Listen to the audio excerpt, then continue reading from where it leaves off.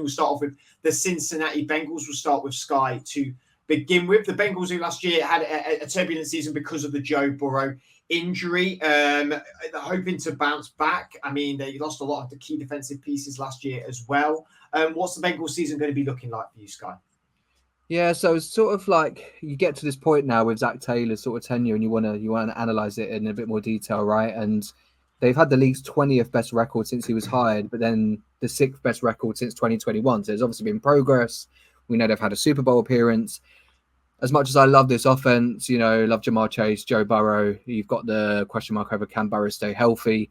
And I think the big question around that defense was the Bengals allowing the second most completions at 20 plus yards last season. So, that's obviously in a league where it's offensively heavy, as good as your offense can be. If a defense can't keep other offenses off the field, it asks a lot of your whole team overall.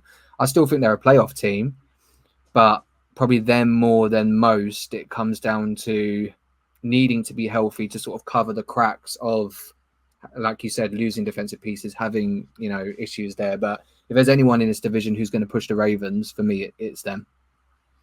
Sporting a new bad boy look as well, Adam, sort of an Eminem looking hairdo for Joe Burrow. Do you think, does this team depend completely on how fit he is? I was worried where you were going there. I thought you were saying that I was the one. No, I don't think so. No. This means if the Bengals win the Super Bowl, Adam has to bleach his hair blonde. This is well, I think. I feel fairly confident that won't happen. So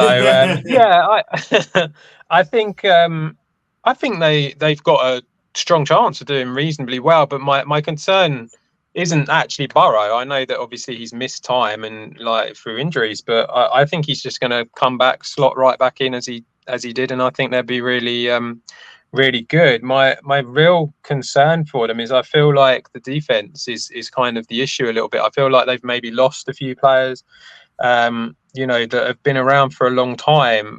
Someone like DJ Reader is someone that they've lost in free agency. That's a big name who does really well for them.